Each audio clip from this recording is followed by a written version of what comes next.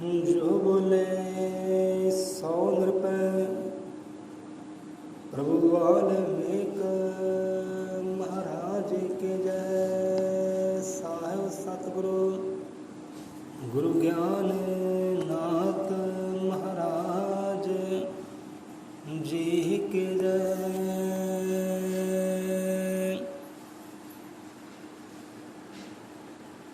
सो सतगुरां दी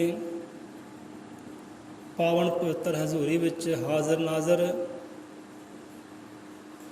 वाणी की हजूरी विच हाज़र नाज़र सिख सेवकां नूं साध संगत नूं कोटन कोट प्रणाम है। सो गुरमुखां दे मन मंदिर विच विराजमान सो जोत अगम्मी नूं कोटन कोट प्रणाम है। सो संगत जीओ 5:30 हो चुके हैं। सो समय नूं वेखदे हां, समय दी जाकत नूं वेखदे हां, शब्द विचार रखते हैं। सो अज ऐतवार का दिन है। सो परमात्मा वाल्मीकि महाराज जी सिमरन का पूजा बंदगी का दिन है। वैसे तो हर एक दिन ही परमात्मा बख्शिया होया, हर समा परमात्मा बख्शिया होया। समाज ने, मानस ने एक दिन निश्चित किए हुए ने कि आ दिन आ देव की पूजा करनी है, आ दिन आ गुरु पीर की पूजा करनी है। अपने अपने दिन मिथे हुए ने। सो जिमें ऐतवार मिथ्या होया संसार ने कि ऐतवार प्रभु वाल्मीकि की पूजा करनी है, घर में जोत जगानी है, बंदगी करनी है, सिमरन करना है। तो चलो ठीक है, सुनाओ परमात्मा वाल्मीकि की रचना विचों जोग वशिष्ठ की रचना विचों विचार साझा करते हैं। उस तो बाद चंद समय वास्ते 2 लाइनां शब्द दियां लवांगे सावन महीने की बाणी विचों। समय नूं वेखदियां होइआं सो पावन पवित्र बाणी विच सतगुरु वाल्मीकि जगत गुरु वाल्मीकि आदि कवि सृष्टि के दयावान परमात्मा वाल्मीकि जी फरमान करते हैं मन बारे। सो मन की है समझाउणा करते हैं पातशाह जी। सो मन की उत्पत्ति साडी आत्मा तो ही होंदी है।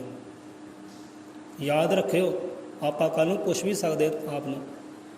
सो सुनते बचन साडे संगत जी, आवाज़ आ रही है साहब।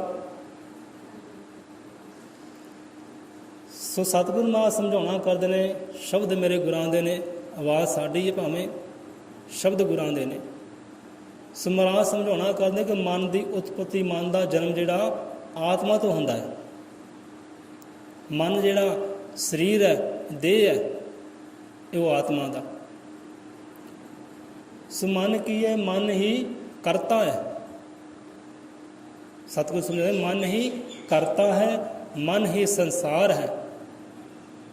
ये 3 लोक धरत आकाश पताल मन के रहन से मौजूद हैं।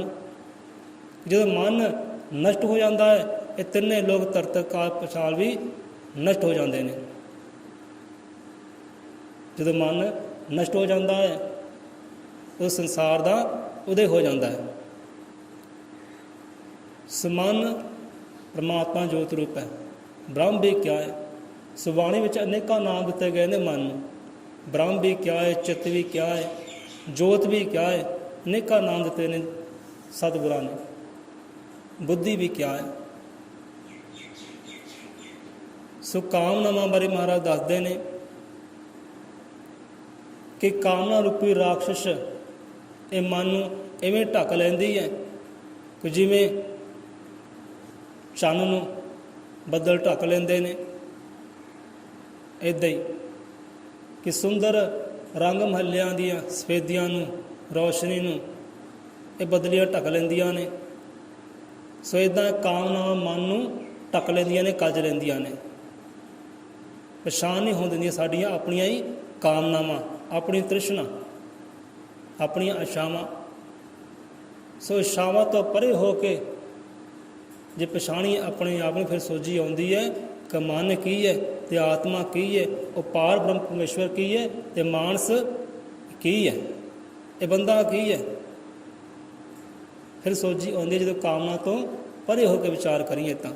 सो साड़ियाँ अपन कामनावां ही, साड़ी तृष्णा ही, साड़ी तमा ही ਸਾਡੇ ਵੈਰੀ ਨੇ, ਸਾਡੇ ਦੁਸ਼ਮਣ ਨੇ। ਸੇ ਉਹ ਬਦਲੀਆਂ ਨੇ ਜੋ ਚੰਨ ਨੂੰ ਢੱਕ ਲੈਂਦੀਆਂ ਨੇ, ਸੂਰਜ ਨੂੰ ਢੱਕ ਲੈਂਦੀਆਂ ਨੇ। ਬਸ ਇਸੇ ਤਰ੍ਹਾਂ ਇਹਨਾਂ ਕਾਮਨਾਵਾਂ ਰੂਪੀ ਬਦਲੀ ਨੇ ਸਾਡੇ ਮਨ ਨੂੰ ਕੱਜਿਆ ਹੋਇਆ ਹੈ। ਸੋਝੀ ਕਿੱਦਾਂ ਆਵੇ, ਪਛਾਣ ਕਿੱਦਾਂ ਹੋਵੇ। ਸੋ ਜੁੜੀਏ ਭਾਈ ਗੁਰਾਂ ਦੀ ਬਾਣੀ ਦੇ ਸਿੱਖੀ ਦੇ ਨਾਲ, ਹੁਕਮ ਦੇ ਨਾਲ, ਅਤੇ ਕਾਮਨਾ ਤੋਂ ਪਰੇ ਹੋ ਕੇ ਜਾਣ ਪਛਾਣ ਕਰੀਏ ਆਪਣੇ ਆਪ ਦੀ। ਕਾਮਨਾ ਤੋਂ ਪਰੇ ਹੋ ਕੇ ਪਛਾਣ ਕਰੀਏ ਬ੍ਰਹਮ ਦੀ, ਪਰਮੇਸ਼ਵਰ ਦੀ, ਕਿਉਂਕਿ ਬੰਦਾ ਅਤੇ ਅਪਾਰ ਬ੍ਰਹਮ ਪਰਮੇਸ਼ਵਰ ਇੱਕੋ ਹੀ ਹੈ, ਕੋਈ ਫਰਕ ਨਹੀਂ ਹੈ। ਸੋਝੀ ਉਦੋਂ ਆਉਂਦੀ ਹੈ ਜਦੋਂ ਬਦਲੀਆਂ ਪਰੇ ਹਟਦੀਆਂ ਨੇ, ਉਦੋਂ ਇਹ ਪ੍ਰਕਾਸ਼ ਹੁੰਦਾ ਹੈ। ਹੁਣ ਤੁਸੀਂ ਵੇਖਦੇ ਸੁਣਦੇ ਹੋਵੋਗੇ, ਵਿਚਾਰਦੇ ਹੋਵੋਗੇ ਕਿ ਜਦੋਂ ਬਦਲੀਆਂ ਆਉਂਦੀਆਂ ਵੱਡੀਆਂ ਵੱਡੀਆਂ ਸੂਰਜ ਅੱਗੇ, ਅਤੇ ਸੂਰਜ ਦਾ ਪ੍ਰਕਾਸ਼ ਵੀ ਮੱਧਮ ਹੋ ਜਾਂਦਾ ਹੈ, ਬੰਦ ਹੋ ਜਾਂਦਾ ਹੈ। ਜਿਵੇਂ ਬਦਲੀਆਂ ਹਟਦੀਆਂ ਨੇ ਫਿਰ ਪ੍ਰਕਾਸ਼ਵਾਨ ਹੁੰਦਾ ਹੈ ਸੂਰਜ। ਬਸ ਇਸੇ ਤਰ੍ਹਾਂ ਸਾਡਾ ਮਨ ਹੈ, ਮਨ ਨੂੰ ਕਾਮਨਾ ਰੂਪੀ ਬਦਲੀਆਂ ਨਾਲ ਘੇਰਿਆ ਹੋਇਆ ਹੈ। ਜਦੋਂ ਬਦਲੀਆਂ ਹਟਣਗੀਆਂ ਪਰੇ ਤਾਂ ਆਪਣੇ ਆਪ ਸੋਝੀ ਆਏਗੀ ਮਨ ਕੀ ਹੈ। ਇਹ ਸਮਝਾਉਂਦੇ ਨੇ ਮਹਾਰਾਜ। ਸਵਾਲ ਜੁੜਦੇ ਹਾਂ ਸਾਵਣ ਮਹੀਨੇ ਦੀ ਬਾਣੀ ਦੇ ਨਾਲ, ਸ਼ਬਦ ਵਿਚਾਰ ਦੇ ਨਾਲ। ਸੋ ਪਾਉਣ ਗੁਰੂ ਧਰਤੀ ਹੈ ਮਾਤਾ, ਪਿਤਾ ਪੁਰਖ ਪਿਆਰਾ ਅਸਮਾਨ। ਕਿ ਜਗਤ ਪਿਤਾ ਦੇ ਕੁਲ ਪ੍ਰਕਿਰਤੀ, ਬ੍ਰਹਿਮੰਡ ਦਾ ਮਾਲਕ ਭਗਵਾਨ।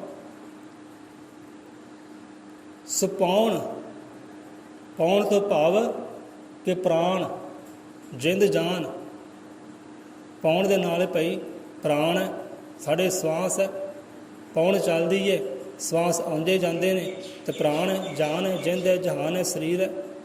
ਜੇ ਪਾਉਣ ਨਹੀਂ ਤਾਂ ਸਰੀਰ ਵੀ ਨਹੀਂ, ਜਾਨ ਵੀ ਨਹੀਂ, ਪ੍ਰਾਣ ਵੀ ਨਹੀਂ। ਸੋ ਇੱਥੇ ਪਾਉਣ ਗੁਰੂ, ਐਸੇ ਹਵਾ ਨੂੰ ਗੁਰੂ ਨਹੀਂ ਕਿਹਾ। ਆਪਾਂ ਵਿਚਾਰ ਕਰਾਂਗੇ ਕਿ ਪਾਉਣ ਗੁਰੂ ਹੈ ਭਾਈ, ਕਿ ਪਾਉਣ ਗੁਰੂ ਧਰਤੀ ਹੈ ਮਾਤਾ, ਕਿ ਧਰਤੀ ਜਿਹੜੀ ਮਾਤਾ ਹੈ, ਪਾਉਣ ਹਵਾ ਸਾਡਾ ਗੁਰੂ ਹੈ। ਇੱਦਾਂ ਨਹੀਂ, ਇੱਥੇ ਮਹਾਰਾਜ ਸਮਝਾਉਣਾ ਕਰਦੇ ਕਿ ਜਿਵੇਂ ਇਹ ਦੇਹੀ ਵਾਸਤੇ ਪਾਉਣ ਜ਼ਰੂਰੀ ਹੈ, ਭਾਵ ਕਿ ਜਾਨ ਜ਼ਰੂਰੀ ਹੈ, ਪ੍ਰਾਣ ਜ਼ਰੂਰੀ ਹੈ, ਸਵਾਸ ਜ਼ਰੂਰੀ ਹੈ, ਇੱਦਾਂ ਹੀ ਇਨਸਾਨ ਨੂੰ ਆਤਮਾ ਵਾਸਤੇ ਇਹ ਆਤਮਾ ਨੂੰ ਗੁਰੂ ਜ਼ਰੂਰੀ ਹੈ। ਸਾਡੇ ਅੰਦਰ ਦੀ ਆਤਮਾ ਨੂੰ ਪਾਉਣ ਦੇ ਵਾਂਗ ਗੁਰੂ ਜ਼ਰੂਰੀ ਹੈ। ਸਮਝੀਏ। ਸੋ ਪਾਉਣ ਗੁਰੂ ਧਰਤੀ ਹੈ ਮਾਤਾ। ਹੁਣ ਇੱਕ ਮਾਤਾ ਪਿਤਾ ਸਾਡੇ ਸੰਸਾਰੀ ਜਿਨ੍ਹਾਂ ਨੇ ਜਨਮ ਦਿੱਤਾ, ਪਾਲਿਆ, ਪੋਸਿਆ, ਉਹੀ ਮਾਤਾ ਪਿਤਾ ਨੇ, ਪਰ ਉਹਨਾਂ ਤੋਂ ਉੱਪਰ ਵੀ ਕੋਈ ਹੈ। ਸੋ ਧਰਤੀ ਵੀ ਮਾਤਾ ਹੈ, ਵੱਡੀ ਮਾਤਾ ਹੈ ਧਰਤੀ, ਉਸ ਮਾਂ ਤੋਂ ਵੀ ਜਨਮ ਦੇਣ ਵਾਲੀ ਤੋਂ। ਕਿਉਂਕਿ ਉਹਨੇ ਤਾਂ 9 ਮਹੀਨੇ ਕੋਖ ਵਿੱਚ ਰੱਖਿਆ ਕੀਤੀ ਅਪਾਰ ਬ੍ਰਹਮ ਪਰਮੇਸ਼ਵਰ ਨੇ। ਹਰ ਦੁੱਖ ਤੋਂ, ਸੰਕਟ ਤੋਂ ਬਚਾਉਣਾ ਕੀਤਾ, ਗਰਮ ਤਾਪ ਤੋਂ ਬਚਾਉਣਾ ਕੀਤਾ। ਸੋ ਇਹ ਧਰਤੀ ਵੀ ਮਾਤਾ ਹੈ। 9 ਮਹੀਨੇ ਮਾਤਾ ਨੇ ਗਰਭ ਵਿੱਚ ਰੱਖਿਆ। ਅਤੇ ਧਰਤੀ ਸਾਡੀਆਂ ਉਮਰਾਂ ਕਿੰਨੀਆਂ ਨੇ, ਵਿਚਾਰ ਕਰ ਲਓ ਕਿੰਨੇ ਚਿਰ ਤੋਂ, ਕਿੰਨੇ ਸਾਲਾਂ ਤੋਂ ਧਰਤੀ ਸਾਨੂੰ ਆਪਣੀ ਕੁੱਖ ਵਿੱਚ ਪਾਲ ਰਹੀ ਹੈ, ਰਿਜ਼ਕ ਵਸੀਲਾ ਦੇ ਰਹੀ ਹੈ। ਸੋ ਜਿੰਨੇ ਵੀ ਆ ਪਦਾਰਥ ਖਾਂਦੇ ਆ, ਅੰਨ ਪਦਾਰਥ ਖਾਂਦੇ, ਸਾਰੇ ਦੇ ਸਾਰੇ ਧਰਤੀ ਵਿੱਚੋਂ ਹੀ ਆਉਂਦੇ ਨੇ। ਜ਼ਿਆਦਾ ਤੋਂ ਜ਼ਿਆਦਾਤਰ ਧਰਤੀ ਵਿੱਚ ਹੀ ਆਉਂਦੇ ਨੇ। ਚਾਹੇ ਰੋਟੀ ਲੈ ਲਓ, ਅਨਾਜ ਲੈ ਲਓ, ਚਾਵਲ ਲੈ ਲਓ, ਇਹ ਸਬਜ਼ੀਆਂ ਸਭ ਦੇ ਸਭ ਧਰਤੀ ਵਿੱਚ ਹੀ ਆਉਂਦੇ ਨੇ। ਸੋ ਧਰਤੀ ਕੁੱਖ 'ਚ ਪੈਦਾ ਹੁੰਦੇ ਨੇ ਅਤੇ ਸਬਜ਼ੀਆਂ ਦਾ ਰਿਜ਼ਕ ਵਸੀਲਾ ਹੁੰਦਾ ਹੈ। ਧਰਤੀ ਮਾਂ ਦੇ ਬਣਹਾਰ ਹੈ। ਸੋ ਇਸ ਕਰਕੇ ਧਰਤੀ ਨੂੰ ਮਾਤਾ ਕਿਹਾ ਹੈ, ਕਿਉਂਕਿ ਧਰਤੀ 'ਤੇ ਹੀ ਬੰਦਾ ਬੋਲਣਾ ਸਿੱਖਦਾ, ਧਰਤੀ 'ਤੇ ਤੁਰਨਾ ਸਿੱਖਦਾ ਹੈ, ਆਪਣੇ ਆਪ ਨੂੰ ਜਾਣਦਾ ਕਿ ਧਰਤੀ ਇੱਕ ਧਰਮ ਸਥਾਨ ਹੈ। ਪੁਰਸ਼ ਵਾਸਤੇ ਧਰਮ ਸਥਾਨ ਹੈ, ਧਰਮ ਦੀ ਕਮਾਈ ਵਾਲਾ ਇੱਕ ਸਥਾਨ ਹੈ ਧਰਤੀ। ਇਸ ਕਰਕੇ ਬਾਣੀ ਵਿੱਚ ਧਰਤੀ ਨੂੰ ਮਾਂ ਕਿਹਾ ਹੈ। ਰੱਖਿਆ ਕਰਦੀ ਹੈ, ਸੰਭਾਲ ਕਰਦੀ ਹੈ। ਕਿ ਅੰਤ ਵਿੱਚ ਬੰਦਾ ਜਿਹੜਾ ਇਹ ਧਰਤੀ ਵਿੱਚ ਹੀ ਸਮਾ ਜਾਂਦਾ ਹੈ, ਮਿੱਟੀ ਵਿੱਚ ਮਿੱਟੀ ਹੋ ਜਾਂਦਾ ਹੈ। ਧਰਤੀ ਮਾਂ ਕਿਹਾ ਹੈ। ਤੋ ਪਿਤਾ ਪੁਰਖ ਪਿਆਰਾ ਅਸਮਾਨ। ਇੱਥੇ ਅਸਮਾਨ ਨੂੰ ਬਾਣੀ ਨੇ, ਸਤਿਗੁਰਾਂ ਨੇ ਪਿਤਾ ਕਿਹਾ ਹੈ, ਪਰਮੇਸ਼ਵਰ ਕਿਹਾ ਹੈ। ਪਿਤਾ ਕਿੱਦਾਂ ਹੈ ਸਾਡਾ ਅਸਮਾਨ? ਧਰਤੀ 'ਤੇ ਚਲੋ ਮੰਨਿਆ ਕਿ ਮਾਤਾ ਹੈ, ਅਸਮਾਨ ਕਿੱਦਾਂ ਪਿਤਾ ਹੋਇਆ? ਕਰੀਏ ਵਿਚਾਰ। ਅਸਮਾਨ ਕਿੱਦਾਂ ਪਿਤਾ ਹੈ? ਕਿਉਂਕਿ ਇੱਕ ਧਰਤੀ ਬਾਹਰ ਹੈ, ਇੱਕ ਧਰਤੀ ਸਾਡੇ ਅੰਦਰ ਵੀ ਹੈ। ਇੱਕ ਤੱਤ ਧਰਤੀ ਸਾਡਾ ਹੈ, ਇਹ ਸਰੀਰ ਵੀ ਧਰਤੀ ਹੈ। ਇੱਕ ਧਰਤੀ ਅੰਦਰ ਅਸਮਾਨ ਵੀ ਹੈ, ਉਹ ਪਿਤਾ ਪਰਮੇਸ਼ਰ ਵੀ ਹੈ, ਅਸਮਾਨ ਵੀ ਹੈ। ਅਸਮਾਨ ਕਰਕੇ ਸਾਡੇ ਸਰੀਰ ਦੇ ਸੁਰਾਖ ਨੇ ਭਾਈ। ਗਿਣਤੀ ਕਰ ਲਓ, ਮਿਣਤੀ ਕਰ ਲਓ, ਕਿੰਨੇ ਸੁਰਾਖ ਨੇ ਸਾਡੀ ਦੇਹੀ ਦੇ। ਇਹ ਅੱਖਾਂ, ਇਹ ਕੰਨ, ਇਹ ਨੱਕ, ਇਹ ਮੂੰਹ, ਇਹ ਸਾਰੇ ਸੁਰਾਖ ਨੇ। ਜੇ ਅੰਦਰ ਦੇ ਸਮਾਨ ਕਰਕੇ ਹੀ ਹੈ, ਅੰਦਰ ਅਸਮਾਨ ਹੈ ਤਾਂ ਸੁਰਾਖ ਨੇ, ਜੀਵਨ ਹੈ। ਜੇ ਅੰਦਰ ਅਸਮਾਨ ਨਾ ਹੋਵੇ ਤਾਂ ਸੁਰਾਖ ਵੀ ਨਾ ਹੋਣ। ਮੰਨ ਲਓ ਇਹ ਸੁਰਾਖ ਨਾ ਹੋਣ ਤਾਂ ਕਿੱਦਾਂ ਦਾ ਜੀਵਨ ਹੋਵੇ? ਨਾ ਬੰਦਾ ਬੋਲ ਸਕਦਾ ਹੈ, ਨਾ ਸੁਣ ਸਕਦਾ ਹੈ, ਨਾ ਵੇਖ ਸਕਦਾ ਹੈ। ਅਸਮਾਨ ਕਰਕੇ ਹੀ ਹੈ ਅੰਦਰਲੇ। ਅੰਦਰ ਅਸਮਾਨ ਹੈ ਤਦ ਇਹ ਸੁਰਾਖ ਨੇ, ਤਦ ਇਹ ਜੀਵਨ ਹੈ। ਸੋ ਇੱਥੇ ਪਿਤਾ ਦੱਸਿਆ ਹੈ ਅਸਮਾਨ ਨੂੰ, ਧਰਤੀ ਨੂੰ ਮਾਤਾ ਦੱਸਿਆ ਹੈ। ਪਰ ਅੱਗੇ ਮਹਾਰਾਜ ਜਗਤ ਪਿਤਾ ਦੀ ਕੁੱਲ ਪ੍ਰਕਿਰਤੀ ਬ੍ਰਹਿਮੰਡ ਦਾ ਮਾਲਕ ਭਗਵਾਨ ਕਿ ਬੇਸ਼ੱਕ ਆਤਮਾ ਵਾਸਤੇ ਗੁਰੂ ਜ਼ਰੂਰੀ ਹੈ। ਧਰਤੀ ਸਾਡੀ ਮਾਤਾ ਹੈ, ਇਹ ਅਸਮਾਨ ਸਾਡਾ ਪਿਤਾ ਹੈ। ਪਰ ਇਸ ਤੋਂ ਉੱਪਰ ਇੱਕ ਹੋਰ ਵੀ ਹੈ, ਇੱਕ ਹੋਰ ਵੀ ਹੈ ਜਿਨ੍ਹਾਂ ਨੇ ਧਰਤੀ ਨੂੰ ਰਚਨਾ ਕੀਤਾ ਹੈ, ਸਿਰਜਣਾ ਕੀਤਾ ਹੈ। ਉਹ ਅਸਮਾਨ ਨੂੰ ਸਿਰਜਣਾ ਕੀਤਾ, ਰਚਨਾ ਕੀਤਾ ਹੈ। ਗੁਰੂ ਭੇਜਿਆ ਹੈ ਸਾਡੇ ਵਿੱਚ ਆਪਣਾ ਰੂਪ ਦੇ ਕੇ, ਗਿਆਨ ਦੇ ਕੇ, ਜਾਮਾਂ ਦੇ ਕੇ। ਉਹ ਵੀ ਹੈ। ਉਹ ਕੌਣ ਹੈ? ਜਗਤ ਪਿਤਾ ਦੀ ਕੁੱਲ ਪ੍ਰਕਿਰਤੀ ਬ੍ਰਹਿਮੰਡ ਦਾ ਮਾਲਕ ਭਗਵਾਨ। ਉਹਨੂੰ ਜਗਤ ਪਿਤਾ ਕਿਹਾ ਹੈ। ਇੱਥੇ ਧਰਤੀ ਮਾਤਾ ਹੈ, ਅਸਮਾਨ ਪਿਤਾ ਹੈ, ਪਰ ਇਹਨਾਂ ਤੋਂ ਉੱਪਰ ਉਹ ਜਗਤ ਪਿਤਾ, ਉਹ ਸਿਰਜਣਹਾਰਾ ਹੈ।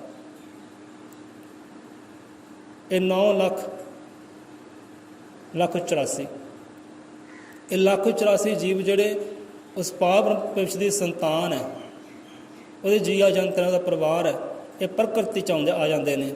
ਇਹ ਪੇੜ ਪੌਦੇ, ਫਲ ਫੁੱਲ, ਇਹ ਸਾਰੇ ਜੀਵ ਜੰਤ ਪ੍ਰਕਿਰਤੀ ਵਿੱਚ ਆ ਜਾਂਦੇ ਨੇ। ਇਹ ਪ੍ਰਕਿਰਤੀ ਦਾ ਮਾਲਕ ਭਗਵਾਨ, ਕਰਤਾ ਧਰਤਾ ਇੱਕੋ ਹੀ ਹੈ। ਉਹ ਪਰਮ ਪਿਤਾ, ਉਹ ਜਗਤ ਪਿਤਾ, ਉਹ ਪਰਮਾਤਮਾ, ਜਿਹਨੂੰ ਭਗਵਾਨ ਕਿਹਾ ਹੈ, ਗੌੜ ਕਿਹਾ ਹੈ, ਆਦਿਪੁਰਖ ਕਿਹਾ ਹੈ, ਅੱਲਾਹ ਤਾਲਾ ਕਿਹਾ ਹੈ, ਉਹ ਇੱਕੋ ਹੀ ਹੈ। ਉਹ ਜਗਤ ਪਿਤਾ ਹੈ, ਪ੍ਰਕਿਰਤੀ ਦਾ, ਬ੍ਰਹਿਮੰਡ ਦਾ ਮਾਲਕ ਭਗਵਾਨ ਹੈ। ਸੋ ਕਰਤਾ ਧਰਤਾ ਮਾਲਕ ਉਹ ਇੱਕੋ ਹੀ ਹੈ, ਉਹੀ ਜਗਤ ਪਿਤਾ ਹੈ। ਪੌਣ ਗੁਰੂ ਧਰਤੀ ਹੈ, ਮਾਤਾ ਪਿਤਾ ਪੁਰਖ ਪਿਆਰਾ ਅਸਮਾਨ, ਜਗਤ ਪਿਤਾ ਦੀ ਕੁੱਲ ਪ੍ਰਕਿਰਤੀ। ਇਹ ਸਾਰੀ ਜੋ ਵੇਖ ਰਹੇ ਆ ਜੀਆ ਜੰਤ, ਇਹ ਸਾਰੇ ਦੇ ਸਾਰੇ ਉਸ ਸਿਰਜਣਹਾਰੇ ਦੇ ਹੈ। ਉਹ ਸਭਨਾਂ ਦਾ ਜਗਤ ਪਿਤਾ ਹੈ, ਜਗਤ ਮਾਤਾ ਵੀ ਉਹੀ ਹੈ। ਖੰਡਾ ਬ੍ਰਹਮੰਡਾਂ ਦਾ ਮਾਲਕ ਪਾਲਕ ਵੀ ਉਹੀ ਹੈ। ਇੱਥੇ ਆਪਾਂ ਲੈਂਦੇ ਹਾਂ ਵਿਸ਼ਰਾਮ। ਅੱਗੇ ਸ਼ਬਦ ਤਾਂ ਹੋਰ ਹੀ ਬਹੁਤ ਪਿਆਰੇ ਆਉਂਦੇ ਨੇ, ਬੜੇ ਗਿਆਨ ਦੇ ਵਿਚਾਰ ਆਉਂਦੇ ਨੇ, ਰੂਹਾਨੀ ਗਿਆਨ ਆਉਂਦਾ ਹੈ। ਸੋ ਕੱਲ੍ਹ ਆਪਾਂ ਸਾਂਝਾ ਕਰ ਲਵਾਂਗੇ। ਸੋ ਇੰਨੀ ਕਿ ਹਾਜ਼ਰੀਆਂ ਕਰੋ ਦਰ ਪ੍ਰਵਾਨ। ਸੋ ਮਹਾਰਾਜ ਚੜ੍ਹਦੀ ਕਲਾ ਕੌਮ ਜਨਾਂ ਨੂੰ ਬਖਸ਼ਿਸ਼ ਕਰੇ, ਧਰਮ ਈਮਾਨ ਬਖਸ਼ਿਸ਼ ਕਰੇ, ਵਾਣੀ ਬਖਸ਼ਿਸ਼ ਕਰੇ, ਬ੍ਰਹਮ ਦਾ ਗਿਆਨ ਬਖਸ਼ਿਸ਼ ਕਰੇ। ਦਾਤਾ ਜੀ ਆਪਣੇ ਕਮਲ ਚਰਨਾਂ ਦਾ ਧਿਆਨ, ਸੁਰਤ ਧਿਆਨ ਬਖਸ਼ਿਸ਼ ਕਰੇ। ਜੋ ਬੋਲੇ ਸੌ ਰੁਪਏ ਅਜ਼ਰ ਅਮਰ ਤ੍ਰਿਕਾਲਦਰਸ਼ੀ। ਵਾਲਮੀਕ ਦਇਆਵਾਨ ਜੀ ਕੀ ਜੈ। ਜਪਿਆ ਤੇਰਾ ਨਾਮ ਗੋਪਾਲ